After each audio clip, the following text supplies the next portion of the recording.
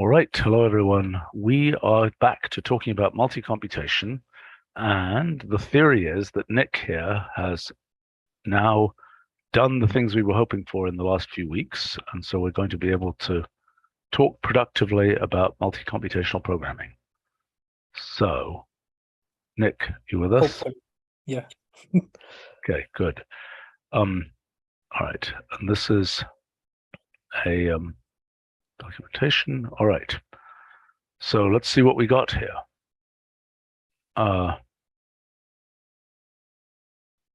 You may want to get the Packlet in order to use not the Packlet symbols, but the symbols directly. Maybe. Let's look at what you have here to begin with, okay? So, yeah. So this is based on the hypergraph conversion things that I showed you previously. So all the systems that potentially multi-way system can support system types. that didn't look very promising, did it?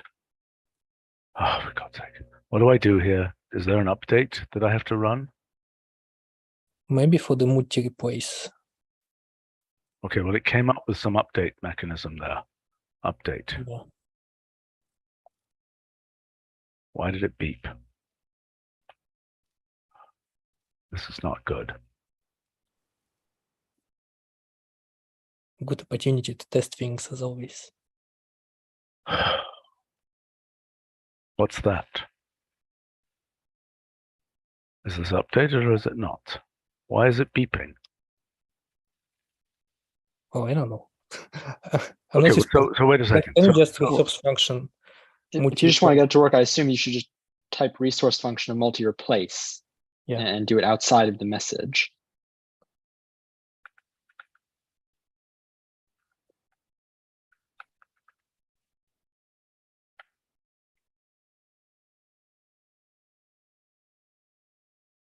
Latest. Oh, it's already updated. 2.10 or 2.1. Confused. What's happened here? Wait a second. Are those messages just left over? Oh, I'm guessing the issue is that it was trying to update the instance of the multi-replace that appeared inside of the message, and for some reason it couldn't do that. Like it was trying to update it to say version 2.1. What's happening here? Where? Well, these messages. Do you just run it again? Yes, I did. Somehow it looks like it's resolved multi-replace to be version 2.0. Well, maybe I'll try. It may be resolved on the Packlet initialization, right? I kind of resolved the WFRs. So you should need to not to need it to re-get it. So or just quit the kernel and do it again. No, I think get should work.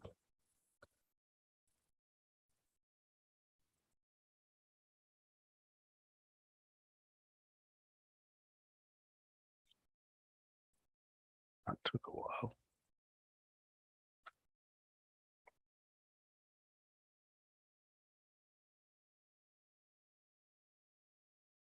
Okay, let's try this again.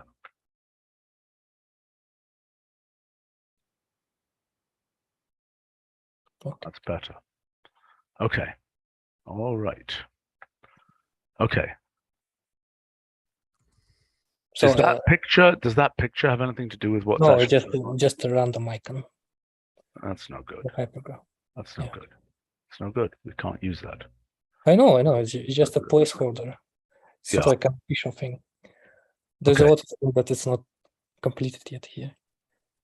Okay. So if I now stay, so for this rule, this is a lazy multi-object. Is that correct? Multi-way object. It's in a way lazy, yeah. But I'm not using any lazy things I've been developing. It's using that multi-object that I've been showing. Okay. So everything compiled into hypergraphs underneath. But that's weird. Really? Yeah. Are you using sort of existing Wolfram model code for the hypergraphs, or are you using something different there? Different. I'm using the Wolfram model for if you actually have a rule with the hypergraph. So if we have a Wolfram model rule. Then I'm using the Wolfram model object. But Well, for hold on. everything else as expressions, I'm using just a multi-replace after compiling it into expressions into hypergraphs. So wait a second. You're doing the hypergraph thing so that you can be clear on what the causal relationships are. Is that right? So that it's like much easier to write custom systems. Okay, so let me understand. In this case, for example, what's the output? What's the thing? You know, there should be a state evolution function, a state equivalence function. Is that correct? There may be, but I've not introduced them yet for simplicity. No, Right but now, I mean, go ahead. right now, what is happening is you compile your rules and initial condition into hypergraph, right? And Yep. then there's you just applying this rule over and over again, and there's some properties that extracts useful graphs out of it. Okay, but when you turn a string into a hypergraph, what is it turning into? Is it turning into some kind of, oh, I see, there it is, 1A2, 2A3. So it's a linked list. Yeah. And does that give the same causal properties as everything we've had so far about strings? There may be some differences in a way I construct the causal graph. Well, They're we not need to maybe figure that there out. are. That's important to But- figure but- out. Yeah, but I can defend my position on that. It's like, what is the difference, or why is the difference there? Well, fine. I think Athena might be here, and she might find it interesting to try and unravel what's actually going on between hypergraphs and ordinary strings. But okay, so this. Yes.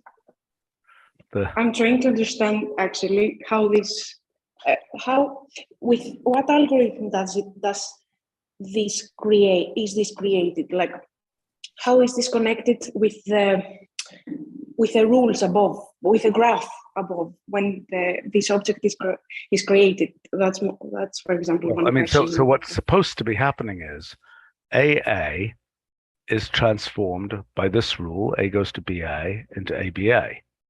And so presumably that rule, A goes to BA, has turned into blank A blank or N blank A M blank. You can actually show the rules if you ask for a multi-rules property.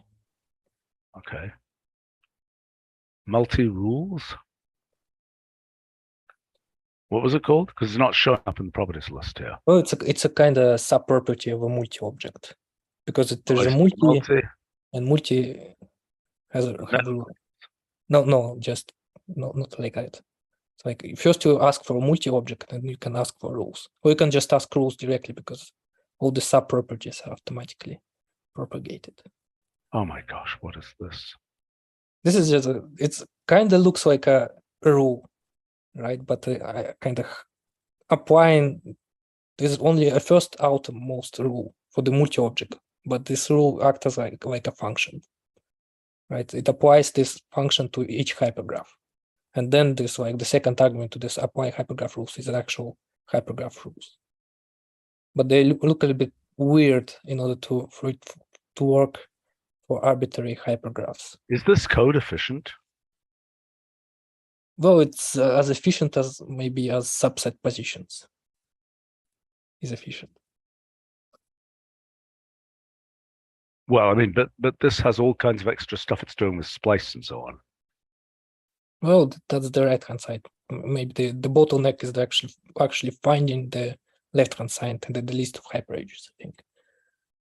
And this one would be as efficient as subset position would find them. Okay, but here's the rule of relevance. You know, it's a linked list and it's got its tentacles hanging out here. And I mean, this is doing what I would kind of expect it to do. That is, it's taking in the main list. I mean, it's kind of nice, actually. It's very explicit here. In the main list, it's splicing this result in having rejiggered these with a new module variable for that hyperedge. Right? Right. Okay, thank you. Okay, and And okay, so let's I mean, this is quite nice. This is quite a I want to see what it does with expressions and so on. Yeah, you can go there. Okay, well, let's just understand. Yeah, maybe causal graph. You can look up the tooltips for the causal events, because they have more information. Aye. Okay, can we get a token event graph from this thing? Not yet. Well, there are no tokens.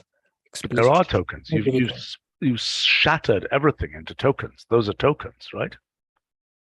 So if HyperEdge is a token, then yeah, I can make a token graph. But hyperedges are tokens. I mean, that's what in the standard Wolfram model setup, hyperedges are exactly tokens, right? So, but you may be like equivalent. Then we would equivalence those tokens as only by payload. So as a second argument in those lists, maybe. There's some subtleties how you would make a token. No, I understand. So the question is, what does the state equivalence function look like? Or token equivalence. Right. Okay, so just to be clear, when we look at one of these graphs, there are two fundamental operations going on. There is state evolution. What state time-like follows what other state? That's thing number one. Thing number two, and I don't know that I can do that with this code, is it's all treed out. There are no equivalences. That is, the two different ways to get to BAA are distinct.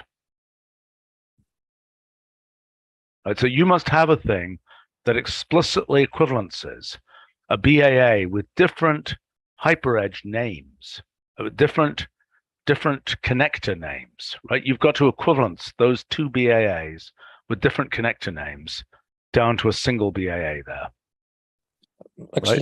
Actually, well, states graph I already make this equivalence. No, I understand that. I'm saying there is an explicit action. Look, the whole point is that in like, the story of quantum mechanics is a story of essentially observers, making equivalences between things which we would, if you look at them and say, these are identical, right? But in the original generation of this, and you see that very explicitly with your formalism here, they are not equivalent. They have different connector names, right? The name of the if you node. What's that? You can still canonicalize the hypergraph. So I understand that. So when you've canonicalized it, that's a way of doing state equivalence. Is you canonicalize and then you say the ones that are canonically identical are the same, right? Yeah. Because in its natural state, this is just a tree. It just applies this rule and nothing equivalences anything. And in fact, my guess is that the sort of the outside view of the universe is that's what's happening. Just giant treed out thing. And it's merely in the eye of the observer that different branches that we would consider equivalent, because, for example, isomorphic hypergraphs are equivalents together. And that's what you're doing here. But I think we need to explicitly introduce this notion of a state equivalence function, because, I mean, we had that in the old multi-way code, and we need to make it more cleaner here. And I don't know what the state equivalence function is for you here. What is it? It's a canonical linked hypergraph. It's almost like canonical hypergraph, but it also knows about the payload. It kind of ignores it. Right, but this is a canonicalizer that ignores the connectors and looks only at the payload. Right? No. It canonicalizes the connectors because they are. I see. Okay. Vertices in the hypergraph. Fine. So you remove the payload, then you run the usual canonical hypergraph, and then you put the payload back appropriately. Okay. Fine. All right. Well, I mean, we clearly need nice, clean functions to do that, because I think that's going to be a critical thing as we look at all these other examples. Okay, but let's keep looking at this. So we don't yet have a token event graph, but we could have one. Sure, yeah. right? Yeah, and that tooltip for the events, you can see that there's a tree position.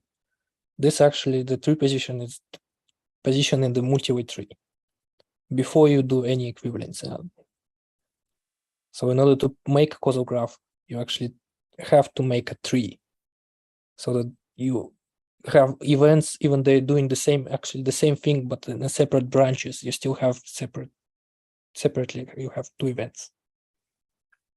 But there's an event equivalence function as well, isn't there? Yeah, we can introduce that too. Because ultimately, when you've equivalenced all the events and all the states, I believe you have a Petri net. Or is it equivalencing of events only? I've forgotten. Maybe it's equivalencing of events, you get a Petri net. Anybody know? Well, it's not obvious. I did describe that in the really thing I wrote, actually. I'm forgetting. What is the difference between position and tree position?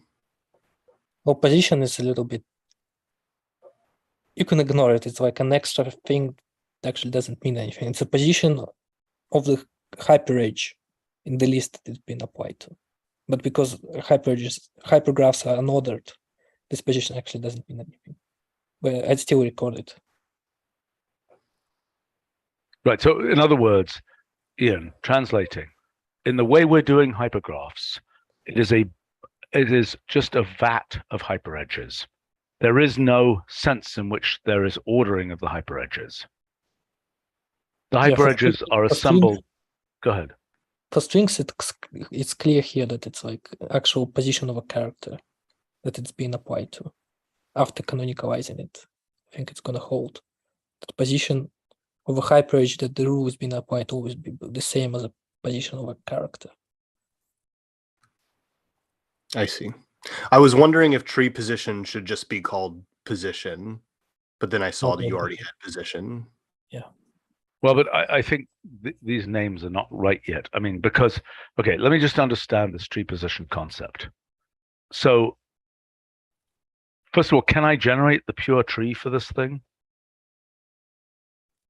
Without canonicalization? If you extract the multi object and ask for a graph, it will essentially make a graph without any equivalence. So okay, all right. So let's like the multi of this and the graph from that. Yeah.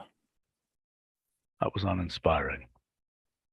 Well, you asked for it 3 steps, similar as above. Where do I want to put the 3 in? For the graph, after the graph.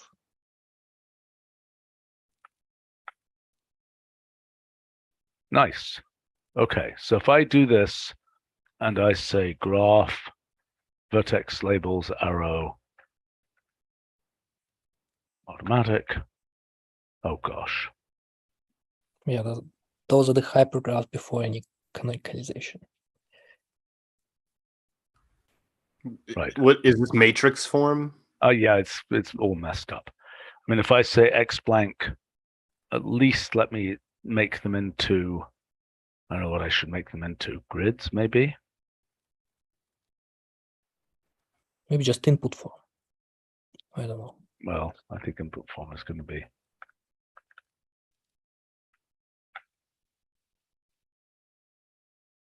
Okay, let's just do 2 steps. All right. That's our initial string as a hypergraph.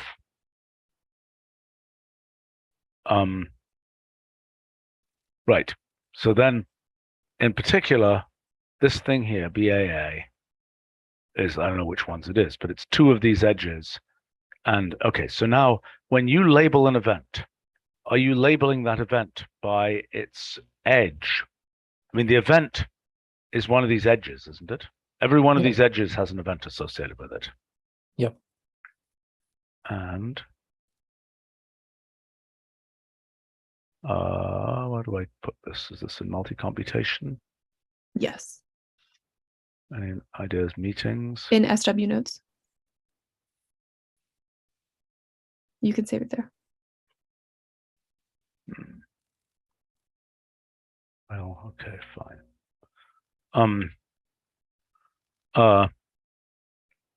Okay, so every one of these edges is an event. And Yep. your labeling of events is based on, so what we're doing here in this case is the events represent separate edges in the tree, but the states have been equivalenced. Right? Were we to put events on here, we just decorate every edge with an event. Yep, something like that. Okay, so there isn't a unique, okay, so the events are unique relative to the original tree. I believe that event equivalencing, as I say, will lead to Petri nets. But now let's understand what you mean by, so you've got an event, and I don't understand your creator-destroyer thing. Well, that's exactly what Wolfram model is doing. I know that, but I want to understand that in your context. So, oh, I see. What you're saying is this event is destroying a particular hyperedge and creating another hyperedge. Yeah, and what event records is the first element of a hyperedge, its link. That's pretty random. Why isn't it just recording the whole hyperedge? No, because it's unique. The link of each hyperedge, it's like the first element there is unique for each hyperedge. So whenever you pattern match against it, you assume it's been destroyed, and then you pattern match the right-hand side, so you can recreate it, or the new hyperedge being introduced with a new link, and then you know what links are newly introduced, and that would be created. Okay, okay, so you're saying your created mechanism is labeling. Okay, so that's creating hyperedges tagged as 2 and 8. Yeah. And that's an example of the A goes to whatever it is thing, because as we can see there, A goes to BA, because it's destroying one hyperedge and creating 2 hyperedges. Mm-hmm. And this here is destroying 2 hyperedges and creating 2 hyperedges. Yeah, the same ones. Well, yes, as it turns. Well, except that I don't understand that, because I don't understand how it can reuse 2 and 3 there. I don't understand. I thought you said that every hyperedge label was unique. Well, within one row application, you can recreate the same hyperedge. I think it's not forbidden. It's okay, because then your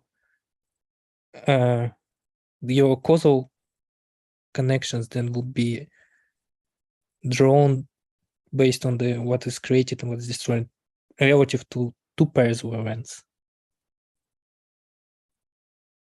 Basically, Look, that's okay. Yeah. The causal connection has to label. It has to.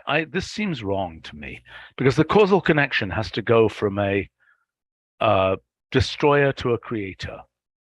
Right? Every event has incoming destruction, incoming edges from its destroyer tokens, from its destroyed tokens, and outgoing edges to its created tokens. Right? Yeah. So I don't understand how it can have the same named tokens that are being both destroyed and created, unless that were a loop in the causal graph. Oh, it's one event. If you give me pair events, I can then compare the destroyed and created links and see whether they connected causally or not. Oh, I see what you're saying. So your point is, okay, so here, for example, I don't understand this at all. Why is the 3?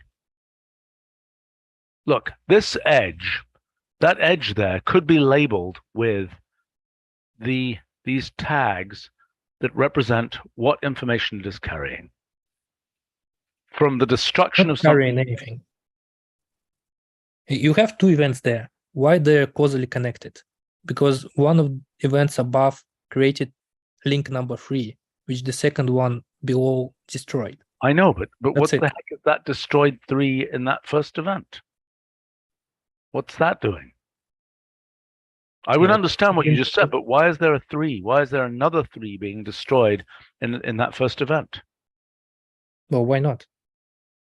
Because it's confusing. I mean, how does it know to connect this 3 that's in the, to the 3 that's destroyed in the next event, rather than the 3 that was destroyed in that first event? Well, they're all connected because causal graphs have this transitive property, right? You can, if there were another event above that also created this link number 3, it's also going to be connected causally to the one below it, right? Well, so then you're doing a transitive reduction on this graph. Well, I'm not doing it because there's no actual event. If there were event that created the link number 3, there would be another causal graph, the causal edge. All causal edges are created for all pair events. It's like first you make all set of events. You make a set of all events, and then you just compare them pairwise. Yeah, I understand, to find out which are causally connected, but well, I don't understand. I thought you were telling me that these are non-canonicalized events. I mean, non-canonicalized states.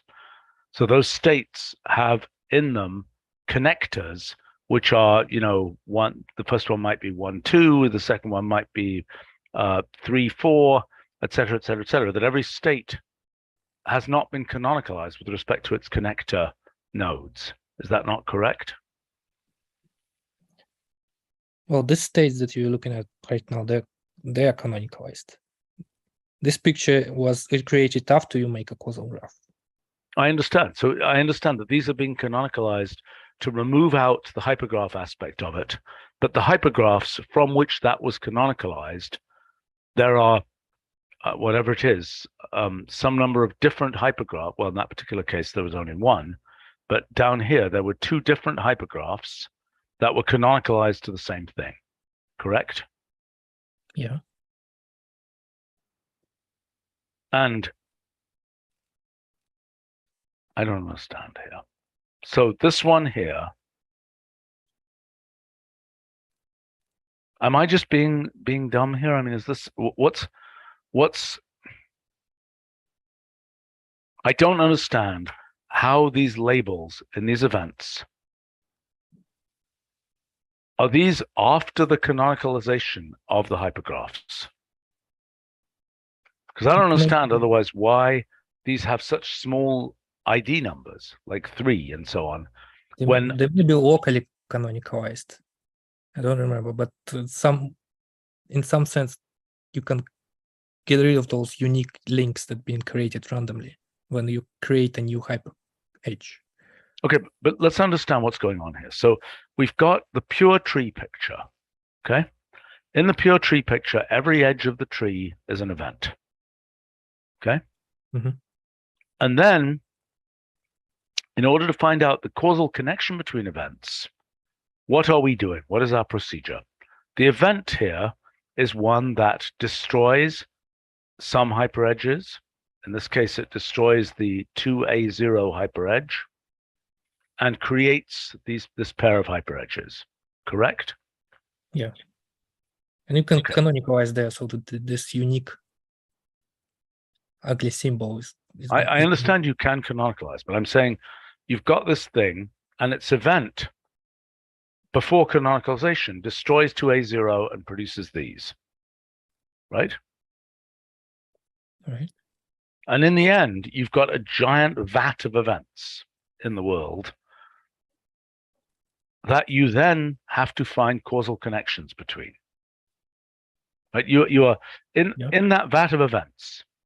There are several things you can do. Okay, so in the states, you're canonicalizing the states. So 2 states which are the same. In particular, for example, there's some state down here that's the same as some state over here, presumably, right? That state there has 2 different representations in terms of hypergraphs, but it can be canonicalized the same, right? Right. The same is true of events. That there could be 2 events that have different representations in terms of the connector nodes, or actually these are basically eames, atoms of existence, so to speak. Every one of those elements is an eame. Yeah.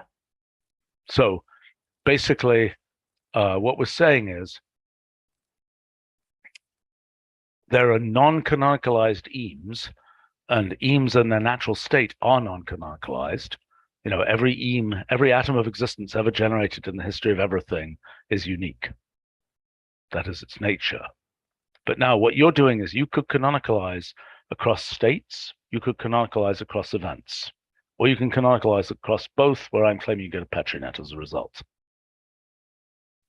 Right? And, you know, do you agree with all of this? I'm not sure about the Petri net, but yeah. Okay, fine. Let me just look that up, because I do remember that I didn't see it in the Ruliad post, but you do mention it in the multi-computation post. oh, that's the place. That was the place. Thank you. Yeah. What do you understand what it says there? Let's see. Yeah, you say a token event graph can be rolled up into what amounts to a Petri net by completely deduplicating all instances of equivalent tokens. But you don't say anything about events. No, well, maybe it's only maybe it's not. Oh no, maybe equivalent. Oh yeah. Yes, that's the difference. Okay, the point is, in this case, we are deduplicating states. A state is a collection of tokens, right? When we make the token event graph, this thing here, yeah, every token here will be separated, right, Nick? The fact that this is a single node is the collecting of tokens into states. Yeah, right. Right. So then what's happening in the Petri net is that the tokens, wherever they might appear, whatever states they might appear in, are being deduplicated.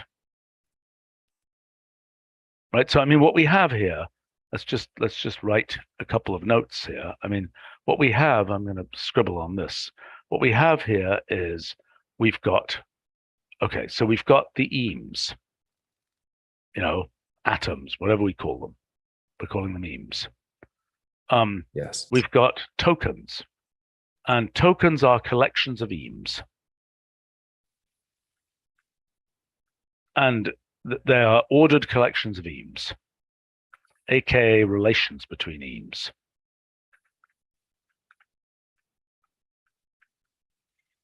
Okay, and that's what you're representing by these lists here, right? Do you agree? Right. Then we've got states, which are unordered collections of tokens. Do you agree? They are ordered only by virtue of the knitting of their eames. They're basically not necessarily collection. You can have some procedure to combine tokens into a state.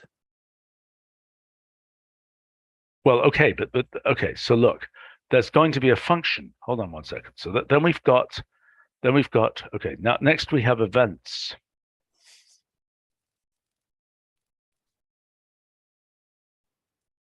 Which are,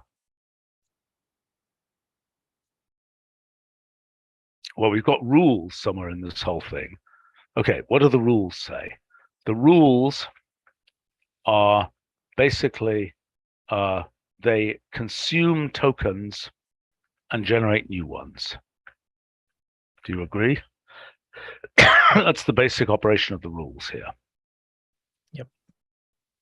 Okay, so events knit together consumed and generated tokens. Consumed and generated tokens. Is that right? Yeah, they have input and output. Right. They correspond to an instance of rule application. Right? Mm-hmm. Okay. So now the next things we have are, okay, so token equivalence function. Token equivalence if we do that, leads to Petri nets. But we're not usually we're not doing token equivalence. So that's one thing. These are the operations we have to do. Okay, collecting tokens into states. That's the operation that is basically, e.g. construction of space-time, a construction of space, rather, is that kind of operation. Right? In the construction of space, there's lots of disembodied hyperedges that connect atoms of existence. And to make them into space, you have to find a way to collect those tokens into states, which in your case here, you're doing by daisy chaining them together to make strings. Do you agree? Oh yeah, but the outer list shouldn't be necessarily ordered because you can reconstruct it from the links. No, absolutely. Absolutely. This is, okay, collect tokens into states, and the states are unordered collections. We already said this here, are unordered collections of tokens. Right? Okay, so then we've got, then we have state equivalence, which is a quite separate, right? State equivalence is, okay, so what we've got actually there's a problem here, because we actually have two kinds of eames. We have kind of generated variable eames versus what we might call symbol table eames. Right? A symbol table eame is a canonically named eame, like A or B, which has a central name. Am I making sense? As opposed to the generated variables here, which can be renamed. Well, Right. Strictly speaking, you can get rid of those payloads and replace them with another linked or special hyperedge. I understand. In principle, you could replace A by a single loop and B by a double loop, for example. Yeah, something like that. Right, but this is a way, okay, so symbol table eames. So symbol table eames are essentially a summary of a small hypergraph. Can be made, can be thought of as providing a summary of a small hypergraph. So in the case of the metamathematics thing, that this is like fishing, true or false out of, the sea of eames. Am I making sense? It's like having some canonical piece that we interpret as true or false, and then we name it that way in the thing that we're generating here. But as well, we could have just said, this thing really is an incredibly low-level object that doesn't have that, that doesn't yet have that structure. I don't understand that, actually. Okay, well, let me say that, because I think this is a useful point. I just don't understand how an eame can summarize a hypergraph, because a hypergraph is composed of eames. You see? Oh no, I'm just saying that the whole point is that we're saying that here, for example, all I'm saying is that we could write that in terms of a hypergraph. I'm saying you have two identical hypergraphs, and one of them represents true, one represents false, and we're writing those as true and false, but we could equally well write them as little hypergraphs. That's all I'm saying. Yeah, but I wouldn't call that an eame. It's confusing scale-wise, because the hypergraphs have to be composed of individual, you call them atoms. Well, fine. Physicalized eames. Yeah. Okay, so we need another name. I mean, what I'm calling symbol table eames is, okay, so these are not tokens, because a token is a whole one of these things. These are, I don't know what we call them. We call them, placeholders, named eames, nemes. I wouldn't make a separate category of eames at all. I know it's confusing. Yes, I agree. No, but guys, otherwise every eam is renameable. The A is not renameable. It's true. Right? It is a different thing. It is like an element of the symbol table. In other But words, it's not a eam. It's what's just that? not a eam. Well, Just fine. don't- Okay, but Yeah. let's not call it a name. Yeah. I mean, what do you want to call it? I mean, it's an anchor of some kind. Well, that's It's what I was going to say. Yeah, that's funny. a Summarize one more time, Stephen, what it does. Summarize this idea just for my benefit again. Okay, so what I'm saying is, what Nick is pointing out is that you never need these things. You can always Mhm. just make them out of unique hypergraphs. Okay? Mhm. But we are making them we're using A and B, but it's more convenient to write A and B than to write single loop and double loop, Mhm. than to create a single loop and a double loop. Yeah. So, right.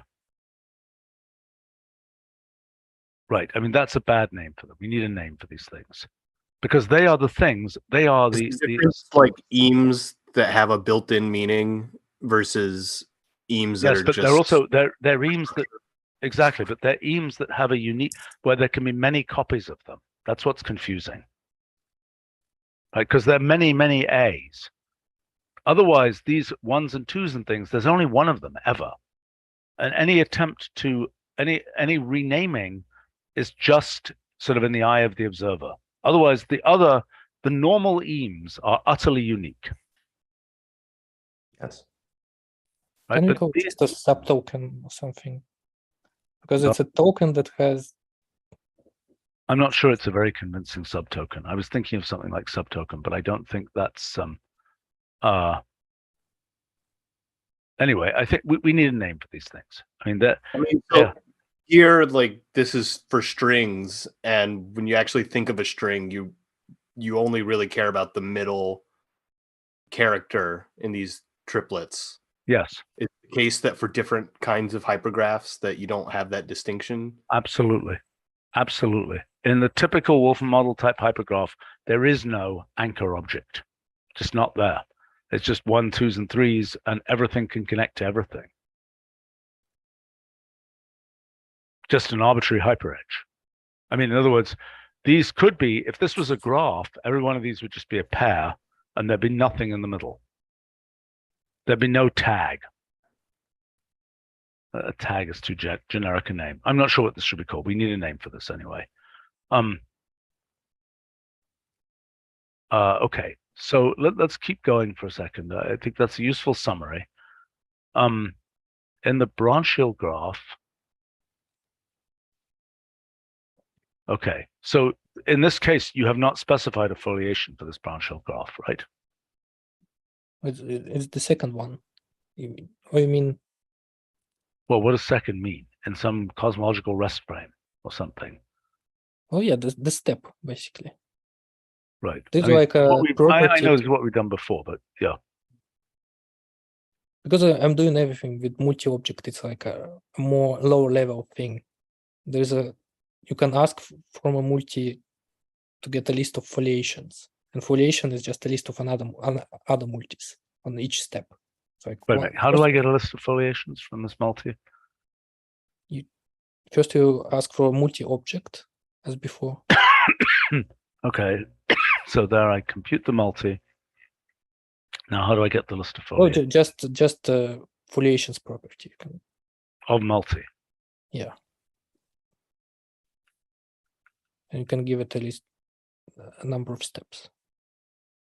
And there inside it, there's some extra information, and there's a list of held multis. It's like just the initial one, second one. If you ask for more, you get. What the heck is this? So, what are the elements of a foliation? The elements of a foliation are presumably events. Is that correct? That are supposed to be simultaneous. Is that right? The content here is anti-chains. Yeah, basically each multi is an anti-chain. You start with the initial one. then you generate a new one. And you can, it's deterministic. You don't apply your rule on the same hypergraph twice.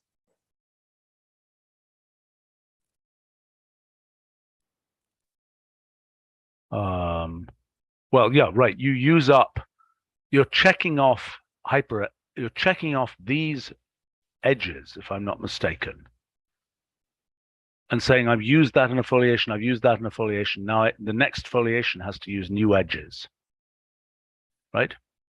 Every successive foliation has to use a fresh set of edges, correct? Right. So you can for each multi you can ask its current events.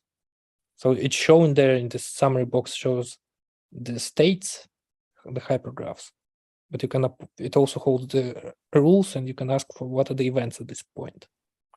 Okay, but I mean, basically, a foliation is some kind of partial order collection of. It's just anti-chains in a post set. This thing is a post set, and it's a particular choice of anti-chains. Believe. Yeah, and default you can also give it like a third argument, the function you're canonicalizing function to apply. By default, it's an identity, but for the actual causal graph that is generated there from these foliations, it's going to be canonical hypergraph.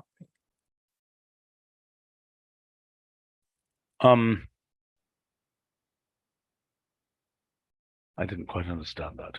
Let's just keep going, because we're unfortunately going to run out of time, which is a shame. What is a causal branch hill graph? Oh, I know what that is. It's a new thing. No, it's something we considered before, but we decided wasn't going to be interesting. But maybe it is interesting. It's the branch hill graph of, it is the foliation of the events, right? It's the branch hill graph made, instead of looking for, in the token event graph, the branch hill graph connects states. Well, we can just tell you the procedure how it generated. It's not exactly computed with the same procedure with the computing ancestry of something, of events. It connects events with this branch or edge when they're been produced with an overlapping rule. That's the condition. So I see. You can say that when they're connected with this edge, they're branchily connected. So it's like an entanglement or whatever. If there is a rule application that applied to one state and produced two states, but those events were spatially disconnected, there's not going to be an overlap, and there's no going to be. I understand. This is essentially a race condition. When there is a branch hill, when there is a causal branch hill edge, it represents a race condition between two events. Yeah, because those two events have an correlation. overlap. What's that? I was thinking of it as a correlation because it also propagates it further. Because all those events are appeared in separate branches, and if you ask to continue this graph further, you have to propagate this correlation between all of the events in those branches. I think I understand. All right, let's take a little look here. Expressions. Okay, what is this system? Is that That's a group theory. Okay.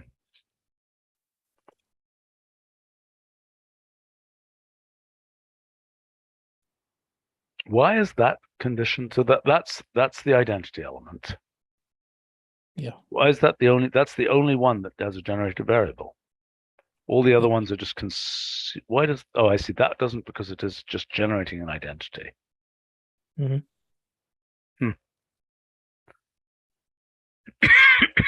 Interesting. Okay, so what happens in, just so I understand, if I were going to do my trivial, I'm really a bit confused by this. In this case, how does it compile that? So you've got a compiler that goes from certain left-hand sides. So let me try a different case, which is numbers. Yeah. Okay, maybe you don't It's support. structural. It converts arbitrary expression. Okay, how does it do that? I mean, so okay, so if I take my favorite, I want to say, what should I do? I should say n, I should do a pattern. N Yeah. goes to n plus 1, n goes to 2n. Yeah. And then we start with 1, and we do 3 steps. And then we say Okay. states graph. Steps goes into properties. You only have 2 arguments for the constructor.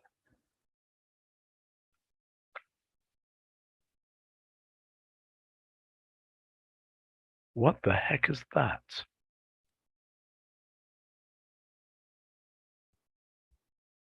Why did it not deduplicate? I suspect because it's actually not 2 there, but 2 times 1. Okay, well, how do I get it to make that, simplify that? I'm not sure. It's Right, but that's the whole point. This is what state equivalence is all about. What Yeah. you've done is you've got the nominal expression that is used to generate that element. But Mhm. now the whole point is one aspect of state equivalence is running the evaluator and seeing what you get. Yeah, Right. then you just replace each vertices with from linked hypergraph and give it an expression. What? What are you talking about? How do I make this? Okay, this didn't work, right? Because in this case, you've got some canonicalizer that canonicalizes these hypergraphs, but these hypergraphs you are not successfully canonicalizing. Right? That is a hypergraph as well. You know, you're writing as 1 times 2. No, I think it's a mistake because I forgot to pass a type. Okay, all right, That, fine. that they should be canonicalized into expression, not a hypergraph there. Can I fix that in some easy way? I can fix it like in 1 minute. You have to reinstall the package. Well, I'm going to run out of time, unfortunately. Let's take a look here. Okay, so You then can just use vertex replace on that and make post. okay, canonicalization. what you've got here, okay, so now you've got combinators here. But it doesn't care, does it? What the heck is that? There's just some Oh. trick have to be done in order to make a sub-values compilation with constructs. Okay, This is wait a minute. hypergraph. Wait a minute. So this is going like all the way with hypergraphs. Is that right? Yes, Yeah. that's what it's doing. It's really, it's turning every expression. And this, by the way, in my accommodator stuff, this has to do with presumably the, you know, all this weird stuff about tree pseudo events and so on. That's what this is. This is a representation of all the weird tree pseudo event stuff.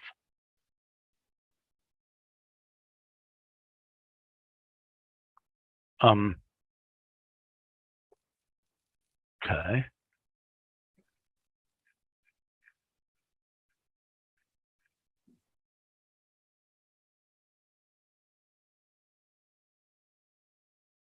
Well, this is quite, this is what I was hoping you were going to build for the last however many weeks. Okay, this is all looking quite nice.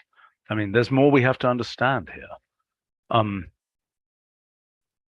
Okay, if we look at multi-way system, it has a few other capabilities, right? And by the way, if you run larger examples, is it going to work properly or not here? Well, it works better for hypergraphs. That's certain. Okay, but I mean, if I take a large example of I mean, a string. Let me take a large example here. So for strings, because the compilation to hypergraphs, it's an additional overhead. So yeah. But if you want a multi-way system for hypergraphs, it actually works better. Okay, let's say we take this guy here. It's otherwise known as pretty hairy object. It's a joke.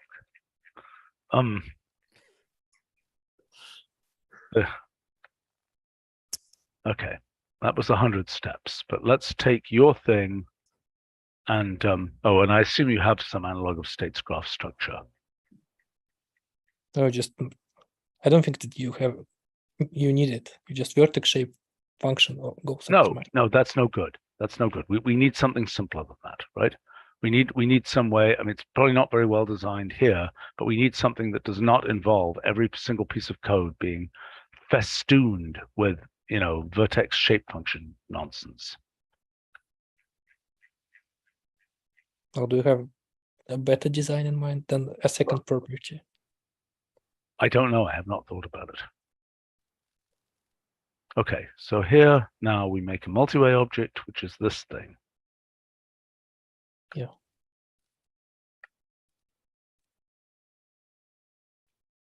And then here we would say states graph, let's say 30. And then how do I make this? I say, psi. No, you can pass it after the 30. Okay, what do I say? Vertex shape function automatic.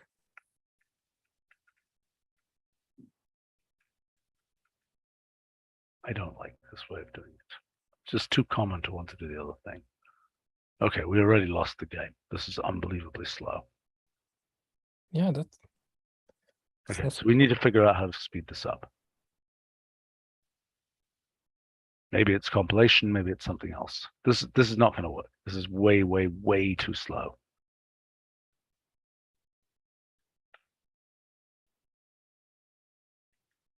Okay, whereas here, boom. Okay. So that's one thing we need to look at is, it's good to have the functionality, but we need to make it faster.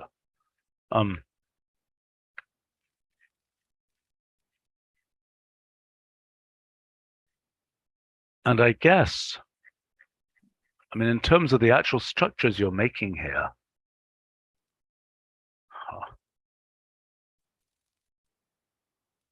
well, what is the relationship between this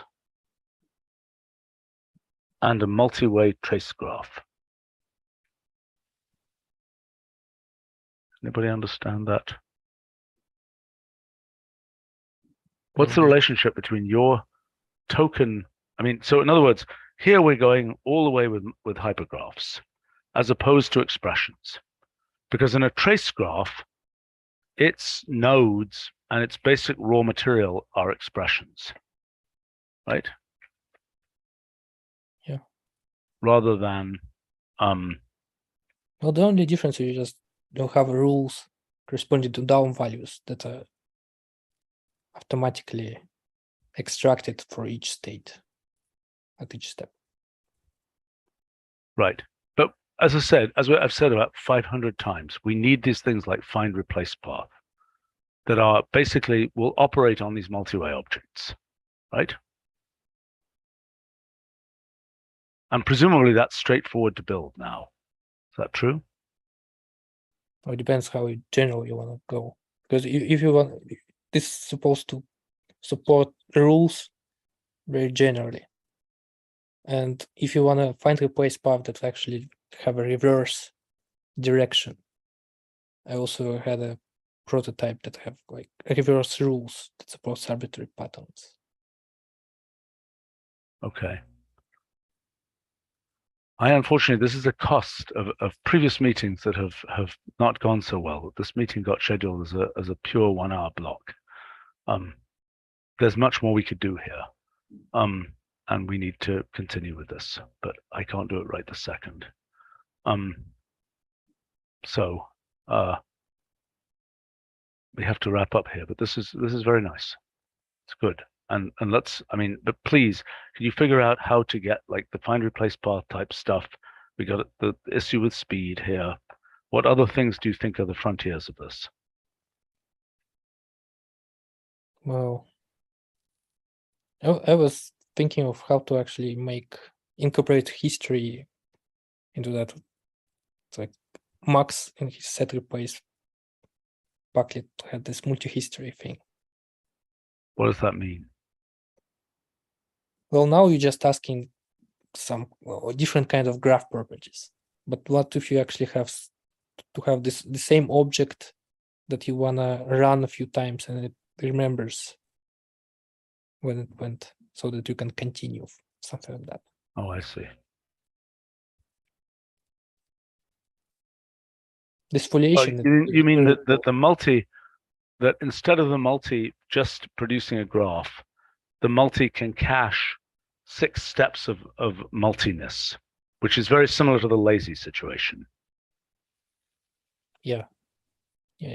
Right, but I think you should try and get the thing here, the uncached, unlazy version, so that it's nice and efficient, and so it has full functionality before worrying about the case where it's, it has lazy caching in it. Because I think that's a factored issue, dealing with the lazy caching stuff. All right, I need to run here. But this is all good and to be continued. See you guys later.